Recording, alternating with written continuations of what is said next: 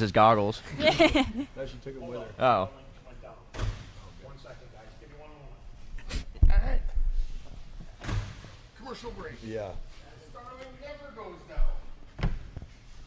Darn Elon. Damn it, Elon.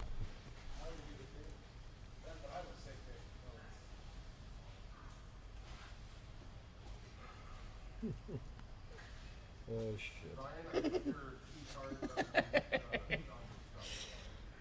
We're back. All right, ladies and gentlemen, welcome back. Sorry for the technical issue. I do have a question regarding efficiency for you guys. Not so much for you guys, but for you guys. Why don't you just wear your swimsuit underneath your fire suit, man? And also, there's $100,000 on the line here tonight. And the big talk, one of the big storylines is what is happening here in the FANSfund Dash. Okay, that's fun, it's nice, it's entertaining, all that stuff, right? But how do you differentiate between the bragging rights and, having to hear from Donnie for years to come to, you know what? Hey, we got to strap in and go to work here. So how do you differentiate between those two here tonight? Are you able to compartmentalize all that?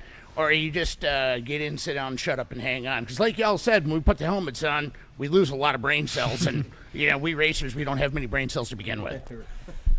Yeah, look, when you race for a living and go to these types of deals, no matter if it's the USA Nationals or a $1,200 local show, we all go the exact same amount, no matter what it is. Whether it's hot laps, the feature, qualifying, you get in and you just try to haul ass, at the end of the day, and that's just the way it works. And I don't think you really have to differentiate all of it.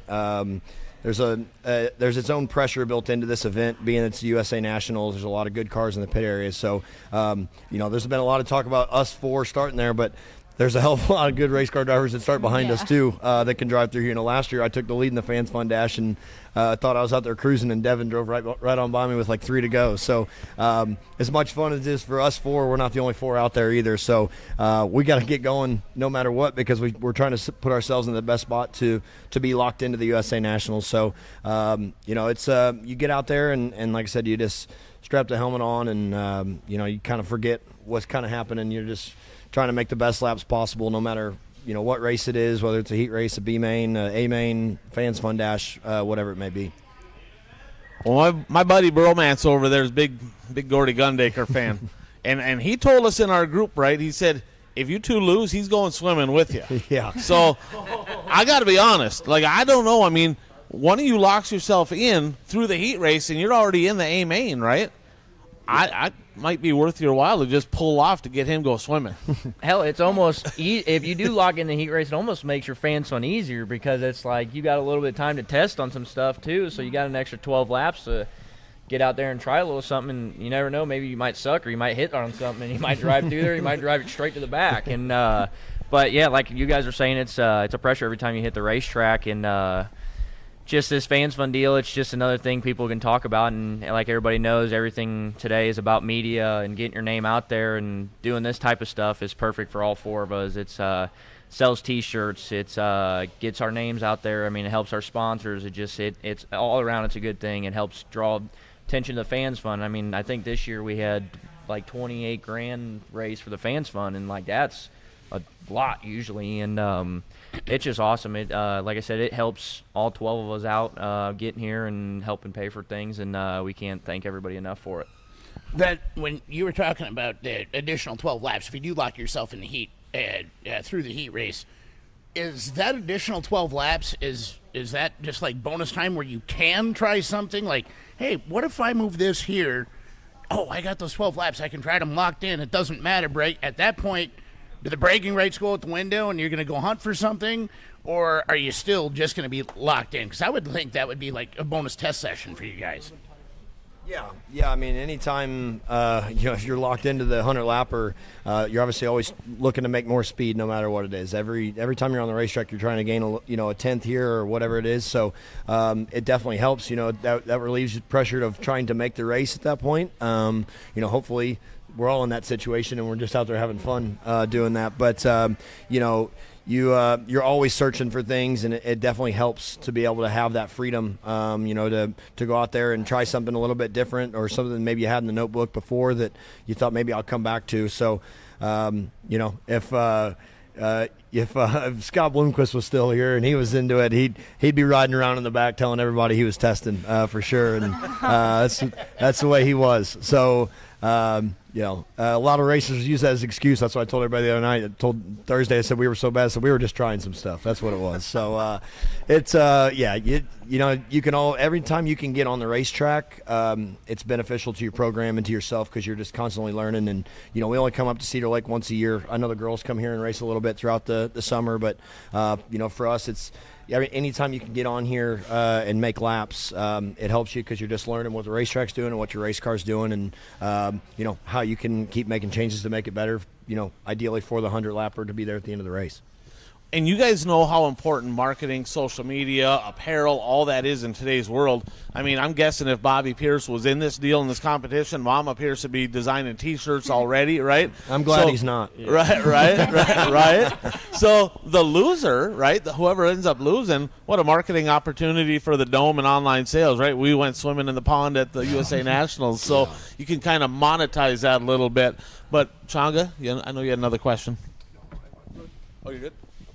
I have a question for you two. I'm from eastern Wisconsin, and we have a handful of female racers in our area, and I know the little girls, they look up to those racers. What advice do you have for any females out there who want to get into racing, and things to do and things not to do from your experiences? Yeah, for sure. I feel like we get this question a lot, but I feel like Gordy said, when you put your helmet on, you're just another racer too, I guess Amelia and I don't really look at it like, we're girls and whatnot. We're just another racer out there. So, but to any kid that looks up to any driver, I guess, just you have to work hard and you have to believe in yourself, because this is a really tough game. And, you just have to believe in yourself and make a lot of friends, and just ride the wave out. Yeah, Layla hit on it there. Just believing in yourself is one of the biggest things. I guess this sport is a huge mental game, and it can knock you down real quick. But I mean, if you just keep working at it and telling yourself you can do it, it usually ends up going all right. And just hard work usually is what Layla and I just tell ourselves to keep trying, and eventually it'll come. So you talked about the transitioning, maybe focusing on one versus the other, late models versus the sprint cars. Is there a plan in place for that over the next couple of years, or is it right now just business as usual doing both cars, or are we maybe getting a little precursor here to more focus on one? I don't think there's been a plan set right now to choose one or the other. Obviously our uncles told us, you're not going to succeed in one the way you want to until you just focus on one. And I mean, another thing is the cost. I mean, racing 4 cars between the two of us is a lot, and it's not something that's going to be what we're going to be able to do for the next few years. So the time's going to have to come where we have to make a decision. I know right now we have a lot more late model stuff stocked up, and that was a decision our uncle made. So I don't know. I guess we'll have to see what we like better between the next couple years or next year or whenever that may be. Yeah, I feel like this is a topic that's discussed a lot, and right now it would be hard to choose one or the other, as we have a lot of help on the late model side, and now Gordy and Trevor and the family. It's just the late model people are a lot different than the sprint car people, and it's just but we enjoy both, and we grew up on the sprint car side, so it's hard to try and get away from one. And we've really enjoyed the late models, but we've really enjoyed the sprint cars too the last few months. So the day's gonna have to come, but it's just not right now, and it's gonna be a hard decision. I have a feeling that if we do choose the late models over the sprint cars, there will always be sprint cars in our race shop to race if we ever want to come home and race. But I guess that decision is gonna have to come one day. So, Gordy and Trevor, I listen to your Dirt Pardo podcast. It's awesome. So if you haven't listened to it, you need to check it out. It's fantastic. And one of the episodes, you talked about the post-race culture, the atmosphere after the race. A lot of people, the world we live in now, right, especially local racing, people get done racing, they're gone. They're on their way home. Nobody's sticking around. That ain't you. No. You're not that guy. No. Share with everybody just how important that is. And we get that culture at these national events, but that is a big deal that, I think really helps out the sport. Yeah, well, when I grew up going to races with Dad, when I was 7, 8, 9 years old, we raced at Peevely pretty much every Saturday. And, Dad was a huge proponent on staying after the races, leaving the race car out. Just for the fans to come down and see, and kids to come down and see, and look, these fans spend a lot of hard-earned money. They work all week just to come to the races and watch us race, and they deserve a chance to come down and see us. And I might extend my stay a little bit longer than most do, but look, I really enjoy hanging out with the fans after the races and getting to talking, to all the people, and so that's something I've always, been real adamant about, is that we stay and leave the race cars out and sign any autograph that anybody wants or take any picture, because a lot of guys, as soon as they're done, they're loaded up and headed out, and it's hard these days because we're traveling a lot of hours and there's a lot of work that's got to be done. But I think I feel like the Outlaw, the Sprint Car Series, they do 30 minutes now after the last checker. They have to stay out there, and I'm not saying that's what needs to be done, but it's good for the guys to stay, and for the fans to come down and actually meet the driver and put a face to the number of the race car. So yeah, we are always out. I mean, every year when I come up here, I get cases of beer brought to me, bottles of Crown. I got a few fans that every year they bring me a specialty beer from where they're at, and but that's what it's all about for me. And I enjoy that fan side and all that interaction, because I remember being 7, 8, 9 years old and wanting to go meet all my, idols and these people I looked up to, and, the Brian Burkhoffers and Tim McCready's of the world, and Scott, those guys paved the way for the rest of us, and they were always out talking with fans. There's a reason that those guys have had long careers and were able to do it. And, if our fans weren't buying our T-shirts or showing up and sitting in the stands, we'd be racing for nothing, So that's important to me, and as long as I'm racing, the speaker will be out, and the doors will be open, later into the night. And we've been adamant on staying. Like even tonight, we'll stay after the races and we won't leave till tomorrow. Just because it's a little bit easier, but it's fun to, like I said, enjoy that with the fans. All right. Well, we're here at the Want to Go Show and the Built to Media podcast, along with the Eisenschenks sisters and the Gundakers brothers. Ladies and gentlemen, stick around. We're going to take a short break. We're going to pay some bills here. We'll be right back.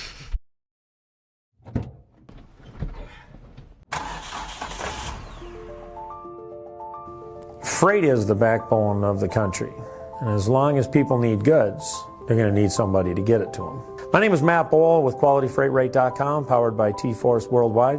We provide LTL, truckload, and expedited freight services across this country. If your freight weighs over 120 pounds going over 120 miles, that's where my shipping rates kick in. We help companies ship easier for less. With our system, our customers are able to quote and book shipments with ease 24 hours a day, 7 days a week. If you're having trouble with damages, lost freight, claims of any sort, we can help you with our experience, solve the problem, tell you why it's happening and what you should do to prevent it in the future. Me and my team have been together for over 20 years. We know this industry. We can help all size business, big or small, we love them all. But we have a special spot for small business. Small businesses are pillars in the community. Low rates are critical for a small business because the margins are generally pretty small. They need to have competitive rates. They can't be getting gouged or they lose the sale. Freight is simple. People make it difficult. We work as consultants in the industry, so it doesn't matter what your problem is, we'll solve it. We educate the customers, we solve problems, and we lower their shipping rates. And that's what I've been doing for 20 plus years.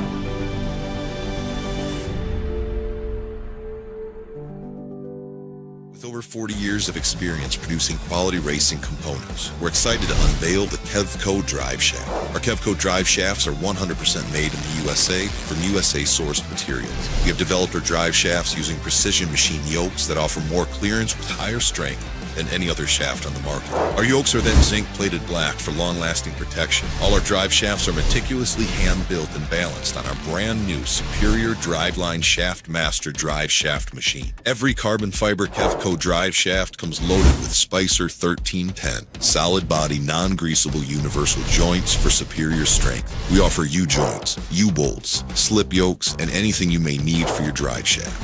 Kevco has the ability to custom build any length drive shaft for any application you may need, whether it be mild steel, chromoly, aluminum, or carbon fiber. Call us today at 800-770-3557 or check us out on the web at kevcoracing.com.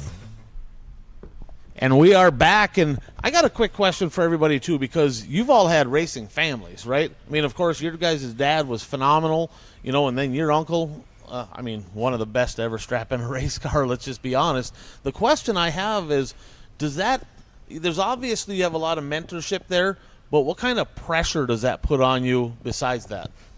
Yeah, no, every year we come up here, we always have people bring us pictures of Dad when he come here and race Cedar Lake. I mean, I feel like everywhere we go, we get reminded of him. And when we go race in Iowa, he wears us up and down about his Oskaloosa track record, he said, and Mason City and all these places. And I'm telling you, it's like everywhere we go, we have people come up to us, and they're like, your old man used to get around here so good and won God knows how many races. And they're like, well, what are you going to do about it? And I'm like, if I'm being honest, if I'm being completely honest, I don't think any of us are going to be better than him, because he was just like, back in his day, it was a build it everything type of car. If you wanted to mess with something on the race car, you built it yourself. You didn't buy it from somebody. And that whole generation there with like Dad and Fry and Moyer come around and Scott, it was the whole build it yourself generation. So them guys were so much more in touch with their race cars than everything nowadays is just on a computer and you data acquisition everything. And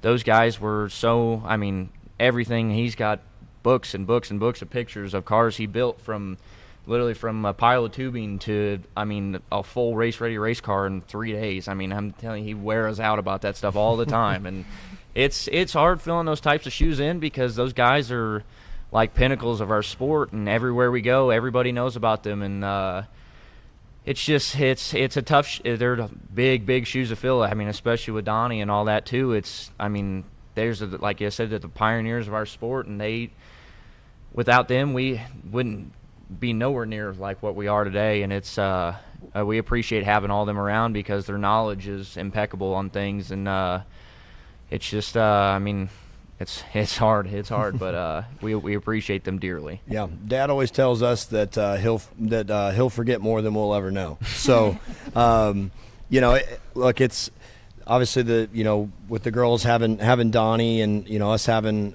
Dad, obviously without them we wouldn't even be in racing. And I think both of them have done a great job about making sure that we understand that we have our own careers. It's tough when your uncle is the 300 outlaw wins and 10-time champion and stuff, and Dad's a dirt late model Hall of Famer. And I think both of them understand that they cast their own shadow, and but at the same time they're right there helping, mentoring in any way possible. And it's nice to have somebody like that in your corner at the end of the day. And I think when you're younger, probably the girls probably see it a lot more now. It's a little bit harder when you're that young. You're trying to take all that in, and as you build your own career and kind of change out of that, you realize it's kind of a gift to be in that situation. So it goes both ways. It can be good and bad. It's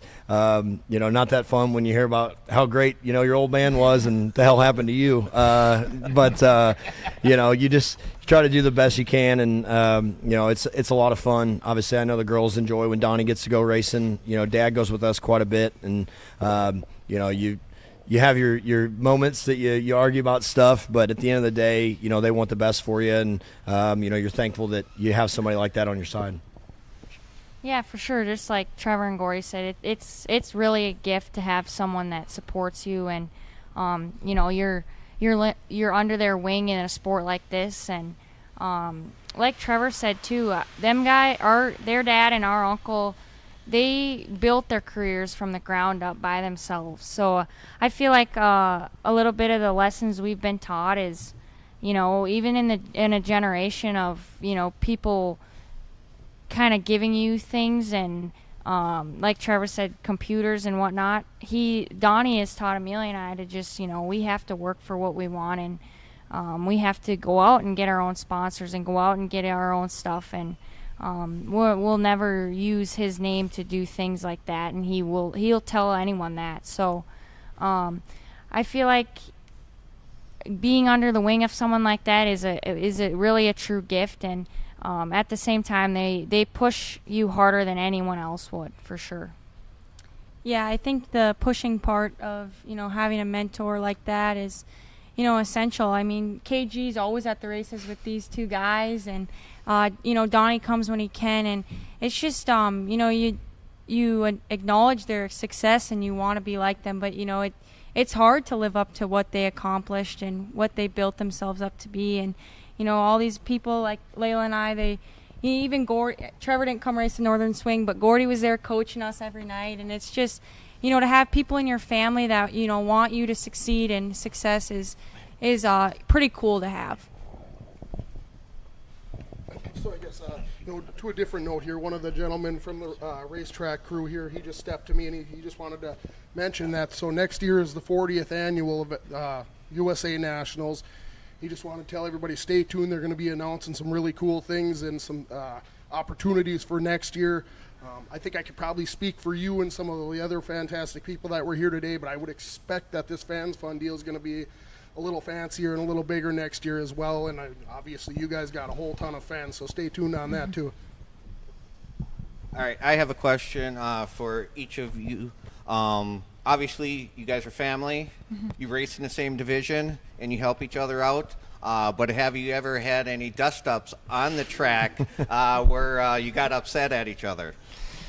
I know I have. Yeah. Trevor and I, you know, obviously, look, we all race each other hard no matter what it is. And at the end of the day, at some point you're going to cross paths and run into each other. And, you know, it just tends to happen.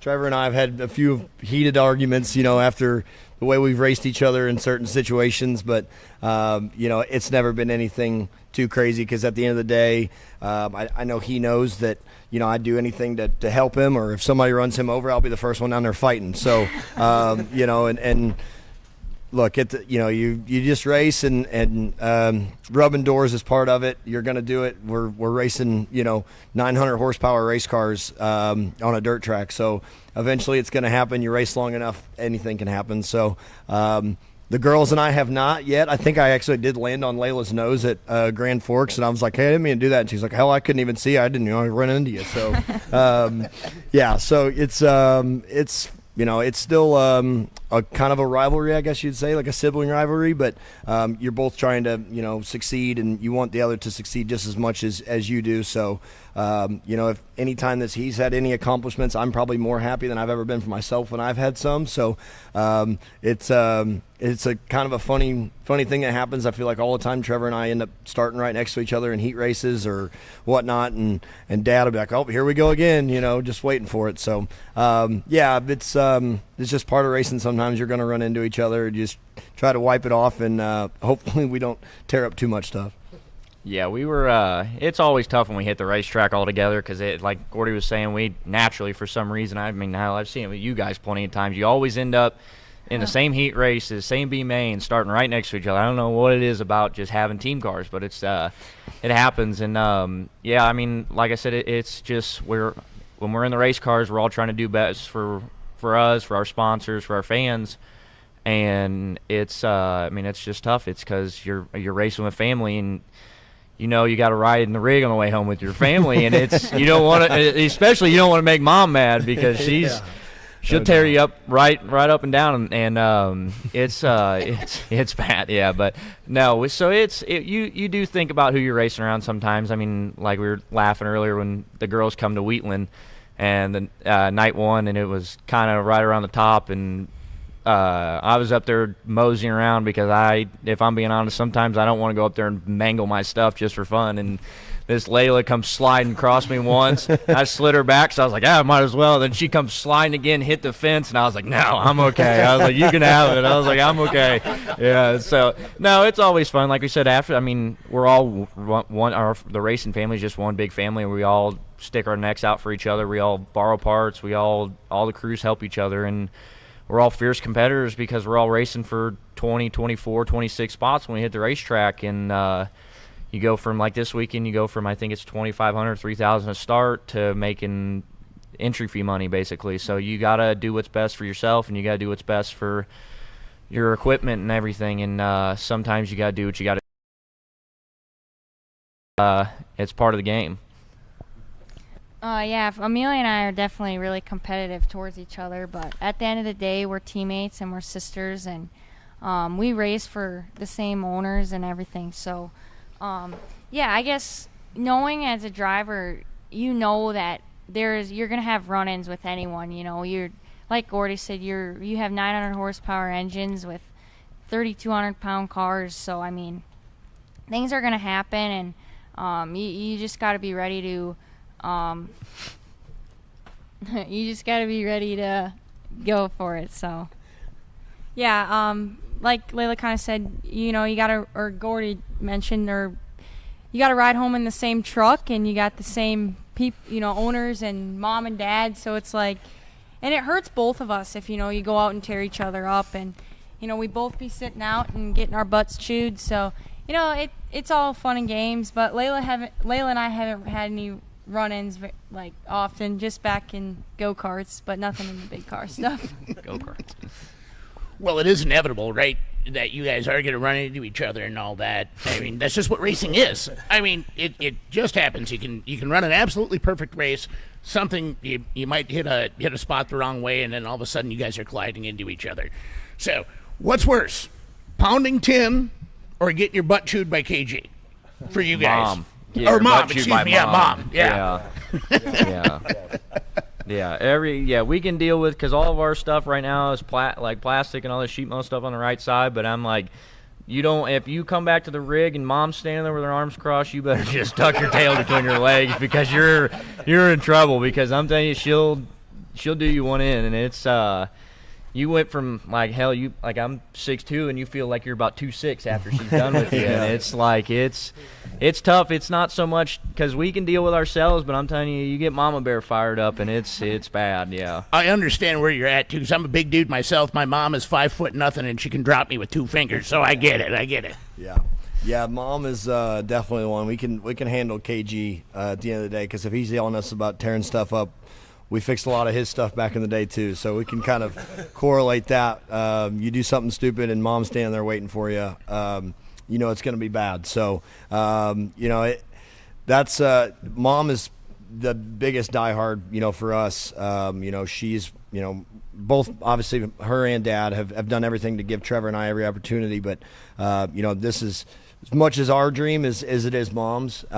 She's the biggest diehard racer you've ever met, and she'll do anything to put us in there. So when she talks, you listen. I can tell you that much. And you try to go back at her sometimes, and you realize that wasn't a very good move, because then the level raises, and then you really got to sit there and shut up and take one. So it's fun, and it's obviously we both do it the same way. We're all family. Everything is family driven for us. It's our own equipment. We're driving for ourselves, so you learn to respect your own stuff, and that's just part of the game. And when things go really good, everybody's super excited. When it goes to hell, everybody's mad at each other on that ride home. So it's a lot of fun, but you try not to get on that bad side. Well, I tell you what, we certainly appreciate you guys coming out here. The FANSfund has been a fantastic deal. Glad you guys were able to be a part of it. It's a huge race, 39th annual. It's $100,000 to win. We know we got a whole lot of fun happening with that FANSfund Dash, but I know the focus is obviously getting into the A main. That's key number one, qualifying, rolling through that heat, getting locked in. I'm going to start down with Trevor, work our way this way. You feel like you're ready to go? You feel like you got a car to get locked into tonight's A main and make some noise? Yeah, I mean, just first off, I'd like to thank everybody with Cedar Lake and everybody at the FANSfund deal, because it's, like we've said in our interviews, it's this place is top-notch. The racetrack is always really racy. We race bottom, top, middle. I mean, if anybody saw the race Thursday, it was about as good as you can get. And we appreciate everybody and all the fans and all the supporters of this event. And, yeah, I think we'll be okay. It's every time you come up here, you write your notes down and you come back up here, and you always got to tweak on stuff because you may have been good last year, but you change tires and you change. I mean, I think they changed the dirt a little bit on this place and then a little bit of the banking and stuff, so you got to change your loads and everything like that and your bar angles and stuff, and you always got to fine-tune, and it's hard when, like all of us, it's these guys go out there and race 100 nights a year, and we're racing 20, 30, 40 nights at most, and a 10th nowadays is the difference of 1st to 12th and starting 3rd or 4th row in a heat race to starting 1st or 2nd heat race. And you always got to have your stuff right, and it's hard to do that when you don't race as much. But we always feel confident in our stuff because we know these cars up and down, and we know what we need to adjust, and we've got good people behind us. Yeah, I think, obviously I've been coming here a long time, and luckily, Thursday for us wasn't that great. I felt like I didn't do a good job in qualifying. I messed up in 1 and 2 my first lap, messed up in 3 and 4 the second lap. That's like a huge no-no. So that's only because you said you were trying stuff. Yes, right, exactly. So, you just got to go out there and put yourself in the best possible situation. When you get into these crown jewel races, anything can happen. The heat races are always wild, but I'm super confident in our program and what we've been able to accomplish. Even only racing 20 races so far this year, we've got the right stuff on the race car, and I've just got to go out and do my job. And if I do that, I think we'll definitely be in the 100 lapper. I don't expect not to be. We wouldn't be here if I didn't think it could be, and I think the same goes for them three.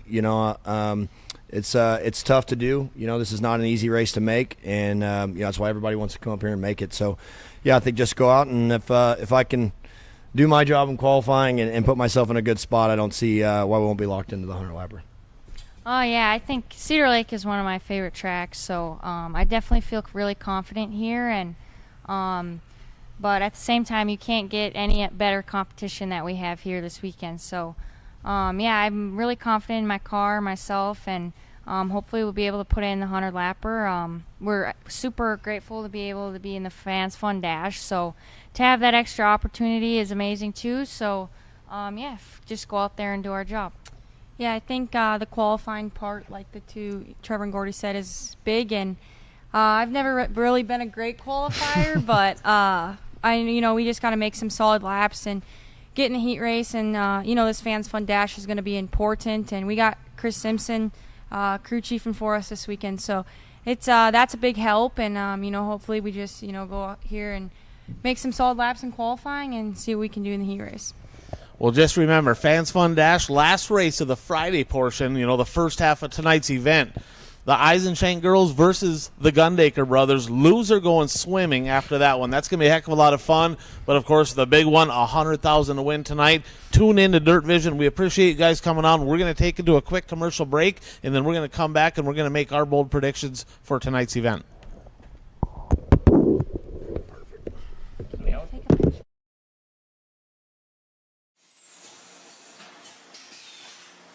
My two passions in life is racing and selling good high-end meat. So my grandfather came here from Germany back in the late 20s. He decided to open his own shop in 1951. He had all the recipes, he had all the talent. His father was a meat guy. His father's father was a butcher.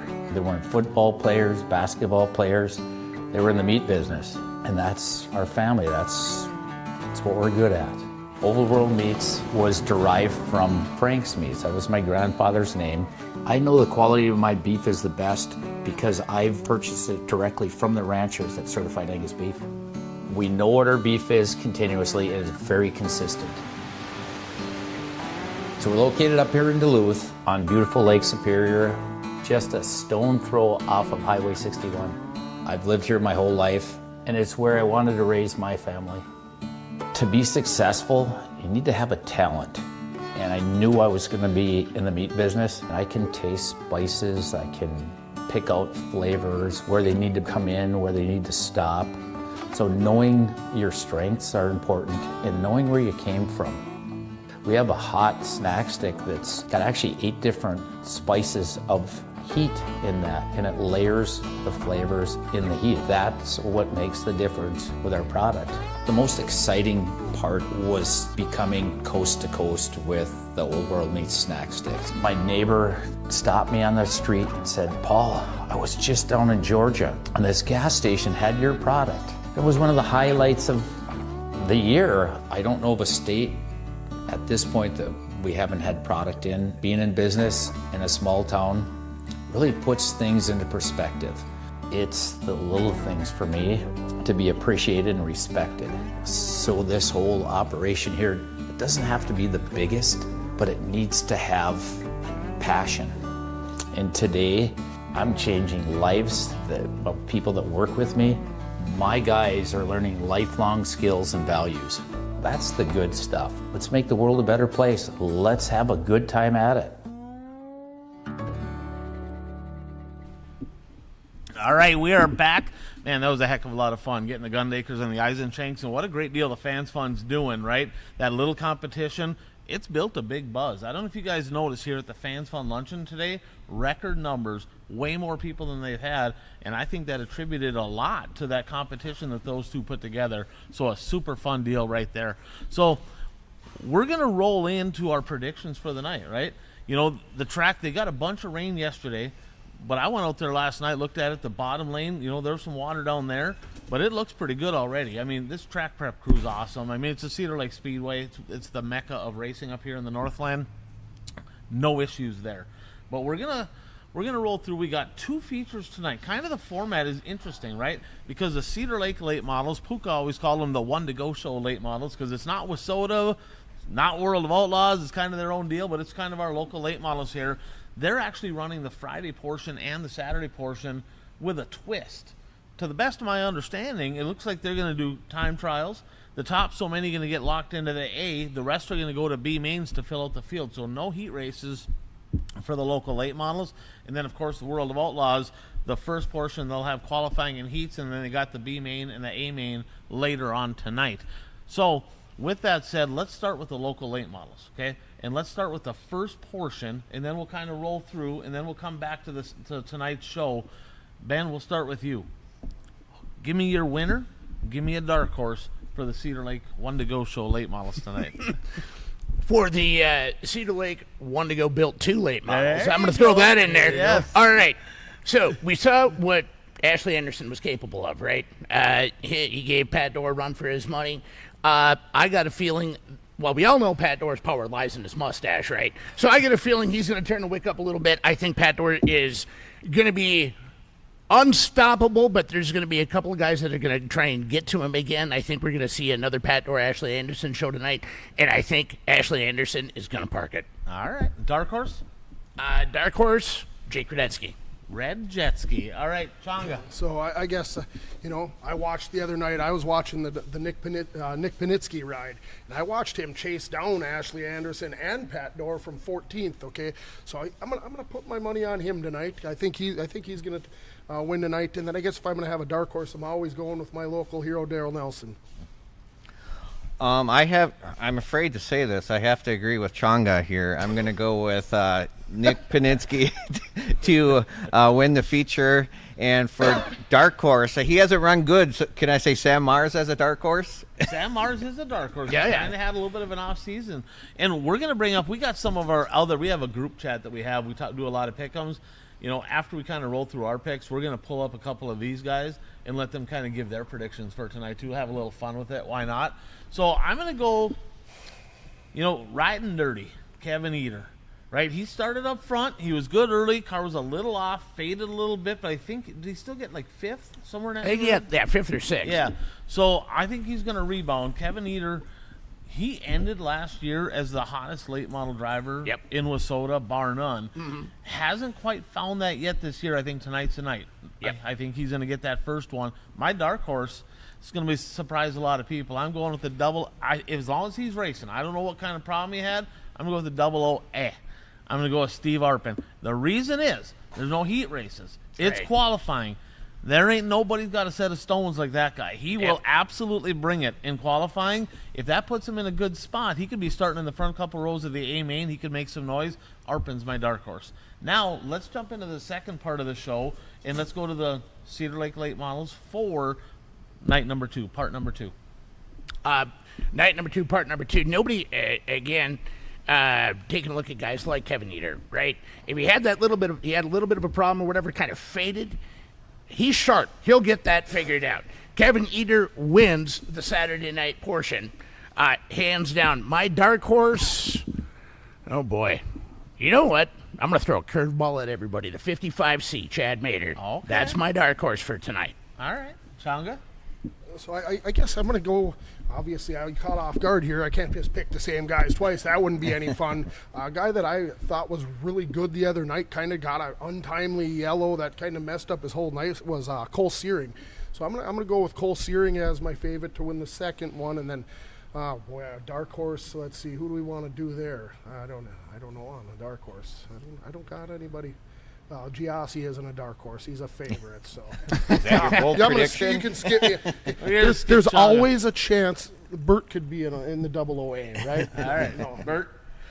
I haven't talked to him, but he disappointed me that he didn't race on Thursday night with the locals. But I'm assuming he'll have the World of Outlaw stuff out of his system by the second show. So I'm going to go with Nick Anveling to win the Cedar Lake Late Models for the second feature. And for dark horse, I'll take former Eastern Wisconsin driver AJ Demo. Okay, you're sticking with the East, representing your area. Nothing wrong with that. I'm going to go with Henze.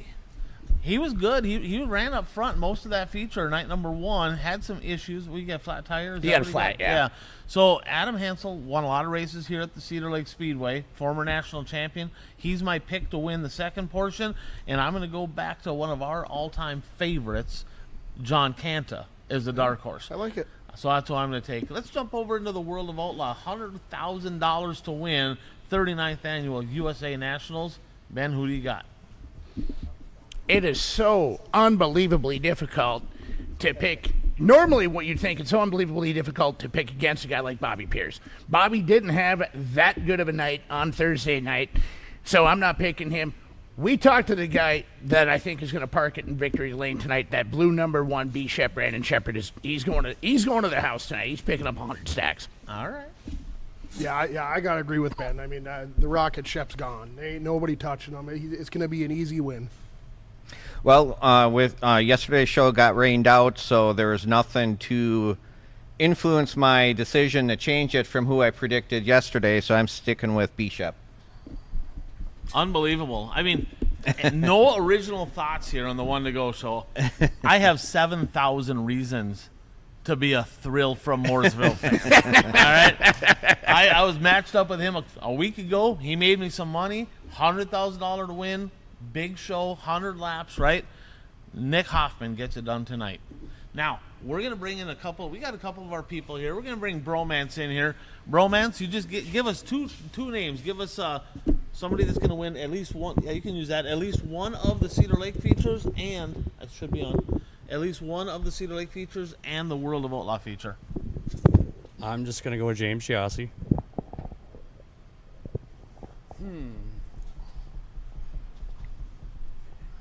And World of Outlaw we see smoke rolling out of his ears right here. That's what we see. I want to pick Gordy because I am a fan, but I can't pick Gordy because I know how Gordy is. Oh, wow. Wow. I'm going to go with Brandon Shepard. Brandon Shepard's going to win this. All right. Seeing a lot of love for Sheppy here. We got my buddy Josh here. All right, so assuming he shows up, I'm going to go Jesse Glenn's if he shows up. If not, I'm going AJ Diemel. And the World of Outlaws, it's hard to go. But for my daughter, I'm going to say Bobby. But my heart says Nick Hoffman. Atta kid. Hey, who drafted Jesse Glenn's? Anybody remember? It wasn't you? Okay. Yeah, so we had a draft, a six-round draft. Jesse Glenn's, of course, got drafted. No-show, night number 1. I didn't have him, so I thought it was great. Didn't hurt me in the draft at all. Right, yeah. All right. We got Dennis here, Mr. Fastlane Superstock Series himself. So I'm going to go with the same pick for both. The fans are the winner tonight. Oh, there you go. 100%. Absolutely. I'll ask you this then. Who's going swimming? Oh, I'm sorry, boys. I'm afraid they're probably going to pay for Trevor's words. Oh, I like it. Dano picked Glenn's. Dano did? All right, Philto did. All right, JR, you want to come in here, or you got the headset on? Why don't you slide on in? Of course, we had the Tardy Memorial a couple weeks back up in Hibbing for his brother and for his dad, and kind of one of my buddies here. JR, why don't you give us your picks? I think for the Cedar Lake portion, I drafted him, and I'm going to stick with the Double One Express. Pat Doors didn't get it done. He's a good dude. And I think for the national level, even though I'm wearing the Turbo shirt, shout out to him, it's going to be B-Shep. Do you know why Pat Doors probably going to win? Because his car is faster? Because his car is faster. You know, I got to say, I see every time we mention Pat Dorr, John Boy's over there shaking his head no way, so we probably want to hear what he has to say, too. Oh, yeah. All right, Puka. One to go show late models, Pat Dorr. Now remember, because there's no heat races. He's going to do them both. Right. Okay? He's at the most, was he 8? What did they say the other night? I think he's 8 wins to tie Eggersdorf, 9 wins to pass him. Yeah. Career here. So, does that sound about right? Yeah, that sounds close. And then the broken record, it's going to be B-Shep. Easily. Sailing to the win. B-Shep, it's spelled Nickhl. Notice how he stopped. He couldn't figure John, it you out. want to roll in? All right, come on, John Boy. Ralphie, you want to make a prediction? Are you good down there? You guys, anybody want to make a Haley prediction? does, for sure. That guy looks good over there, by the way. I'm not going to lie. He needs a tie with that shirt, though. It kind of looks that's formal wear. He's wearing a throwback Ryan Aho. I like that kid. Pretty much. Oh, wow. That is a throwback Ryan Aho shirt. We might want to get him up here, too. I'm surprised there's still any of those around. He might get shot at, I'll be honest.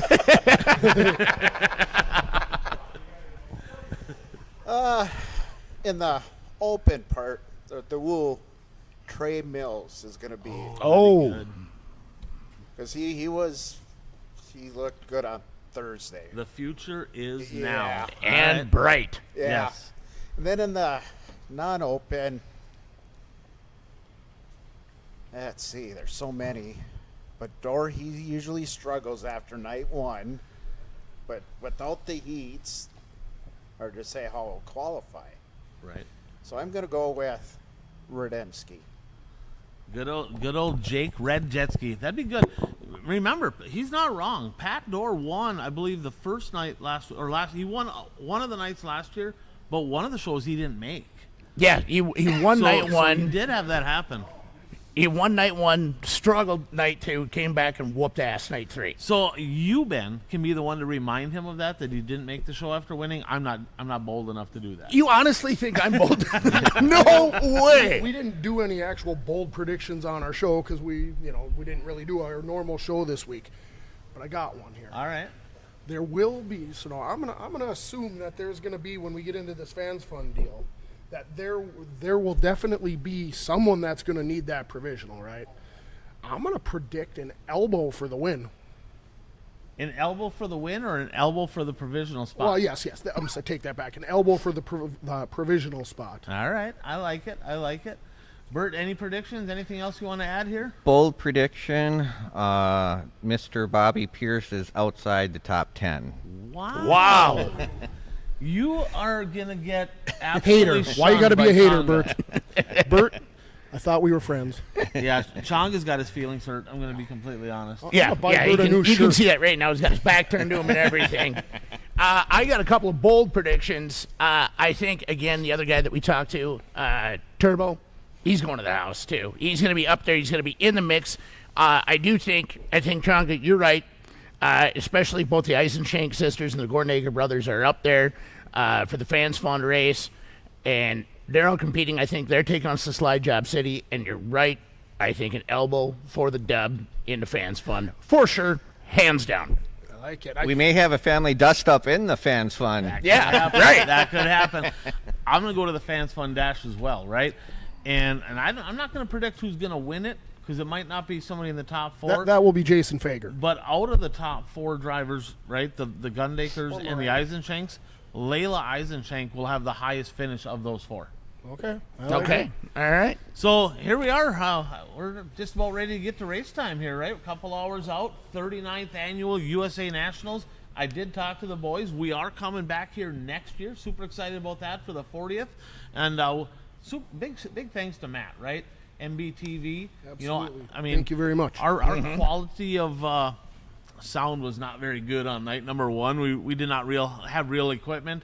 He was gracious enough to come in the last 2 days to make our program, our job a lot easier. I'll take the donkey award on the sound on Thursday. MBTV Sports and Matt Bull, Quality Freight Rate. Think about guys like Matt. We need more guys like Matt Bull. At the end of the day, he says it himself. He's just a race fan, right? And he's all over the place all the time, promoting everybody, really looking toward the future of our sport with the karting stuff. So if you haven't done so, subscribe to MBTV Sports on YouTube. Matt and his whole team over there would really appreciate that as well. Absolutely. And I believe this was the biggest FANSfund luncheon they've had. Yeah. It was a great turnout. It was fantastic. If you're not super familiar with the FANSfund, go to fansfund.com. And as a fan, you can donate money. It goes to the drivers. You get to vote throughout the year on what drivers are going to be in the dash. And it just helps them pay travel expenses to get here. I mean, you're looking at $1 a mile to travel these days. Yep. So, I mean, it's not cheap for some of these guys and gals to get here. So that really helps out. It's a super cool experience. You get to meet some of the drivers, a chance to win door panels and various things. They do a great job with that here at the Cedar Lake Speedway. It will be back. It will be bigger next year in 2027. So with that said, I'm Ryan. That's Ben. That's Chonga. That's Bert. Thanks for tuning in to the One to Go show.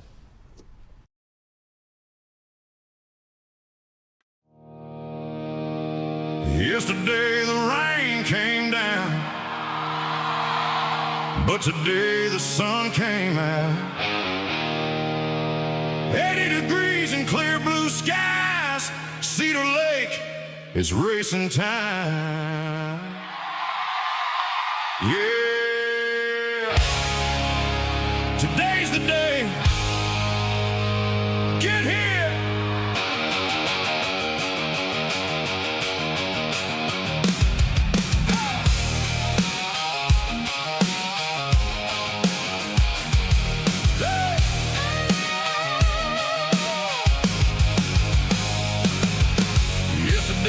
Tried to shut us down, rain kept falling all over New Richmond town. But that storm rolled out and the clouds moved on. Now the track is waiting and the green light's on. Sunshine burning in a Wisconsin sky, 80 degrees and the weather feels right. Haulers in the pits, race fuel in the air. USA Nationals, everybody get here. The gates are open, the engines are loud.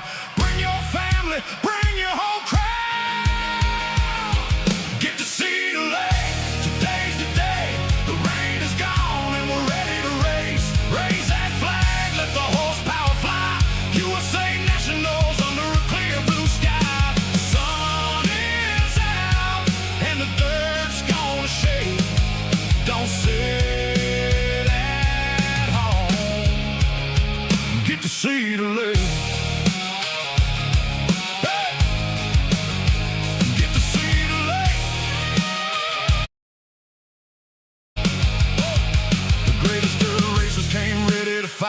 Chasing that trophy beneath the Saturday lights. Every crew member knows what's on the line. One perfect setup, one moment in time. Side by side and 3 wide deep. Running that cushion where the Bravehearts meet. The grandstand's roaring when the green flag waves. This is the kind of day a race fan craves. The clay is waiting, the field is strong. Yesterday was rain, but today it's on.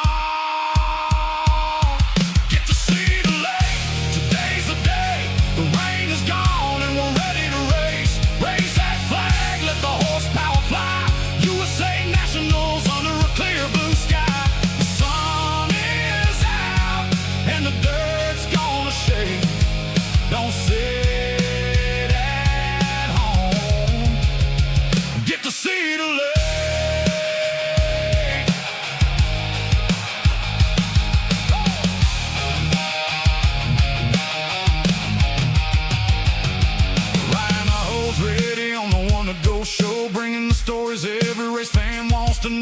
Ken Brosnan built two media on the scene, capturing the action and everything between. From the pits to the track, from the fans to the stars, from the rumbling engines to the battle-scarred cars. Every photograph, every word, every frame helps carry the fire of this legendary race. Yesterday's rain is yesterday's news. Today there ain't a second to lose. Grab your tickets, grab your friends. This is where the weekend begins. 80 and sunny, perfect outside. Come feel the thunder, come enjoy the ride. New Richmond, Wisconsin, hear that call? The USA Nationals is waiting for y'all. Get to see the lake. Today's the day. The rain's gone and we're ready to race. Raise that flag, let the horsepower fly. USA Nationals under a clear blue sky. The biggest names, the loudest crowd. Wisconsin racing, strong and proud. The sun is out and the dirt's gonna shake. Load up the family, get to see the lake. Get to see the lake. 80 degrees, the sun shining bright. Engines firing, everything feels right. Yesterday was right, today we make history at Cedar Lake Speedway, where every race fan ought to be. Get to see the lake, don't miss this show. USA Nationals, it's time to go. Feel that thunder, watch those champions rise under the Saturday sun and the Wisconsin sky. Ryan Idaho, Ben Brost on the scene, won the Go Show and built to meet his team. The rain is gone, there's no excuse to wait. Today is race day. Get to see the lake. Hey! Get to see the lake. Hey! The sun is out, 80 degrees. New Richmond, Wisconsin. USA Nationals. Get here.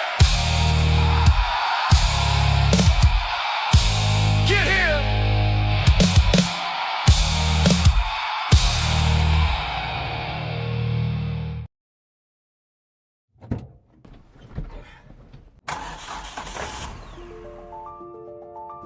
Freight is the backbone of the country. And as long as people need goods, they're going to need somebody to get it to them. My name is Matt Bohl with QualityFreightRate.com, powered by T-Force Worldwide. We provide LTL, truckload, and expedited freight services across this country. If your freight weighs over 120 pounds going over 120 miles, that's where my shipping rates kick in. We help companies ship easier for less. With our system, our customers are able to quote and book shipments with ease 24 hours a day, 7 days a week. If you're having trouble with damages, lost freight, claims of any sort, we can help you with our experience, solve the problem, tell you why it's happening and what you should do to prevent it in the future. Me and my team have been together for over 20 years. We know this industry. We can help all size business, big or small, we love them all. But we have a special spot for small business. Small businesses are pillars in the community. Low rates are critical for a small business because the margins are generally pretty small. They need to have competitive rates. They can't be getting gouged or they lose the sale. Freight is simple.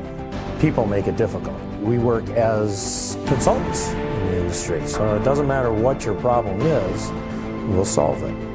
We educate the customers, we solve problems, and we lower their shipping rates. And that's what I've been doing for 20 plus years.